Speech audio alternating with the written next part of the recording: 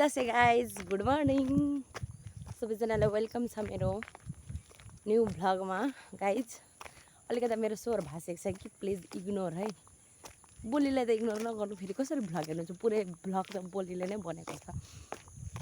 बिरामी भएर गाला पुरै बाजेको थियो क्या, मतलब बसेको थियो आवाज, अनि बोल्न नसकेर बल्ल बल्ल अलिअलि यति यति राम्रो भएको छ।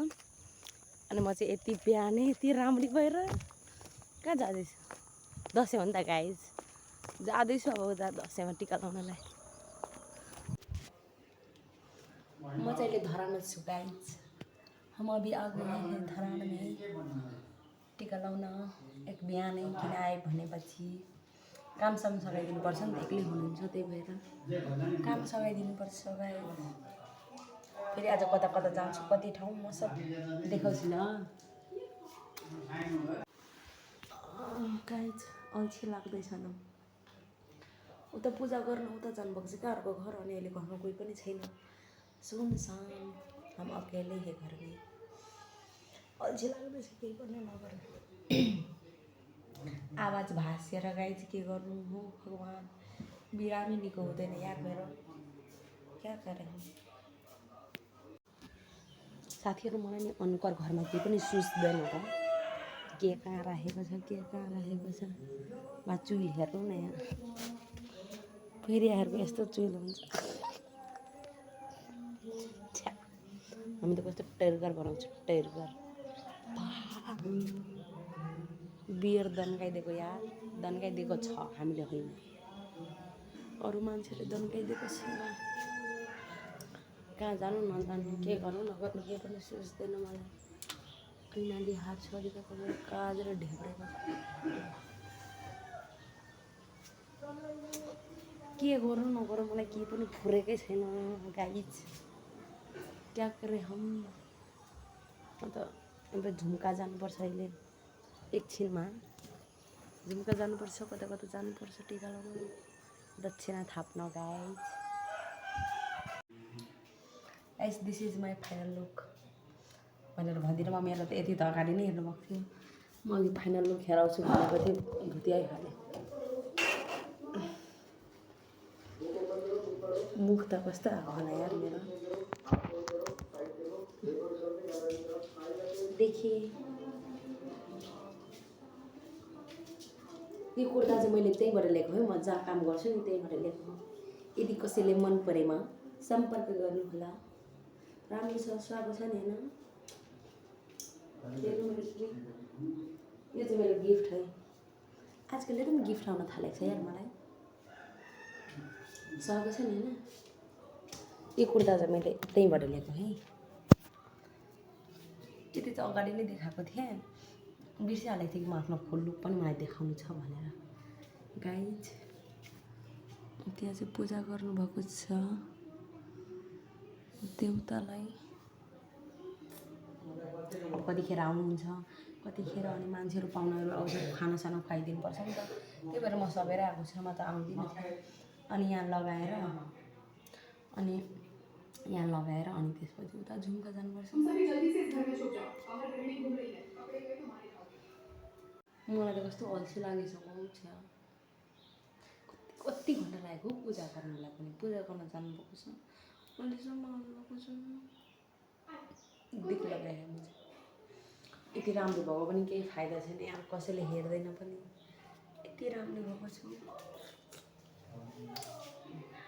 अघि सुरुवालबाट त निक्लिएन यार, टिकटक बनाऊँ भनेको कि वाइफाई कनेक्ट हुँदैन, एक त गाउँमा लाइन थिएन हाम्रो। आज तर म साह्रै राम्रो लाग्दैछु कि यार, भगवान् बस एउटा मिलाइदियो मलाई जसरी भए पनि।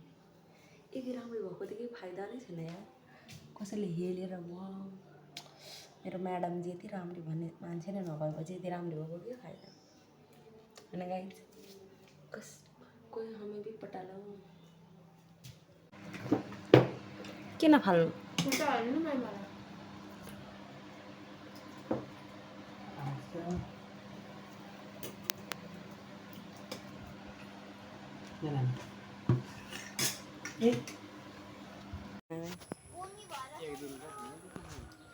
गएको गाइज बाई अब घर फोटोसुट हुँदैछ उता एकदम से खानपिन गरेर टिका सिका लगाएर सबै चिज गरेर अब घर जान आँटेको। घर भनेर पनि झुम्कामा लाउन आँटेको। अब टिका झुम्कामा टिका लाएर अनि घर जान्छु। कति बज्छ थाहै छैन यार।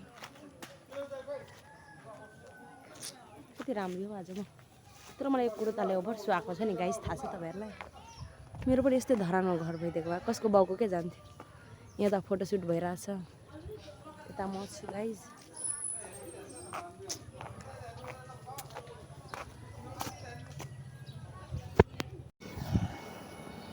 गाइस थाहा छ अहिले आउँदाखेरि बाटोमा कसलाई हेरेर धरानदेखि बोला यार। बाइकमा यस्तो स्पिड कुदायो कि आँखैबाट एक झलक हेरेँ, त्यति मात्र। एक झलक स्वाट्टै कटिहाल्यो बाइकमा। बा यस्तो स्पिडमा गयो नि, भगवान् कि जय होस्। यता चाहिँ 5 मिनट गर्ने कार्यक्रम हुँदैछ गाइज। मान्छेहरू बाटै साटै मुदिदिएपछि लाज पनि लाग्दैन यार। खेर लागिसकेको छ मलाई कोक खाँदा खाँदा।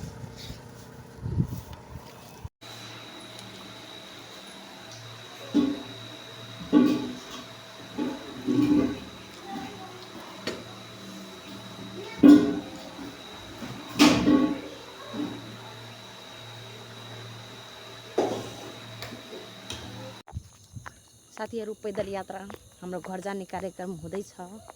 यस्तो अनहार खोटखोटमा म हिँड्दै घर जाँदैछु, किनभने घर नजानु होइन कस्तो किनभने हौ छ्या कोही लिन पनि आउँदैन यार। मेरो आफ्नो मान्छेहरू कहाँ मुन्टियो यस्तो अनहार खोटखोटमा। के पनि सोच्दैन मलाई। म घर पुगेर अब भिडियो कन्टिन्यू गर्छु गाइज। घर पुगिसकेँ गाइज। म घर पुगेर लुगासुगा खोलेर म अब जाँदैछु बच्चाहरूलाई डान्स सिकाउन गाइज। अहिले म करिया खोटखोट लाग्दैछु कि, किनभने राति भएको छ नि त। बिहान त गोरो लाग्दै थियो, मेकअप गरेको थियो। हुर्किँदै जाँदैछु बाटोमा यस्तो अनहार खोटखोटमा। मुखमा टोच बजेको छ। त्यहाँ पुगेर म भिडियो देखाउँछु ल। बच्चाहरू यत्तिकै आउँछ खोस खोस डान्स सिक्नलाई। त्यहाँ यत्रो मोटका साँप छ साथीहरू, म साँप पनि देखाइदिन्छु तपाईँहरूलाई। हेर्नु साथीहरू त्यहाँ साँप। बा यस्तो बच्चा किचाहरूलाई लिएर कसरी आउनु म। उते बा बैठल छ कुदु। अनि डर लाग्दैन भन्नु त साथीहरू, बच्चा किचा ल्याएर बा। यहाँ साँप एकदम एन्ने सोड्ने करे छे थे। यी साँप के घरे थे छिन त। हेर्नु भयो साथी साँप कत्रो थियो।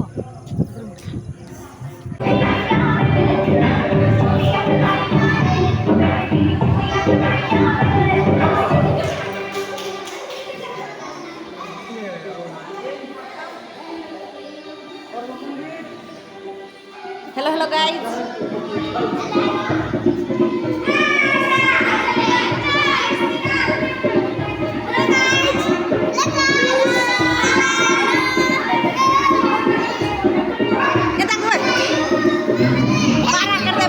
लोकल पारा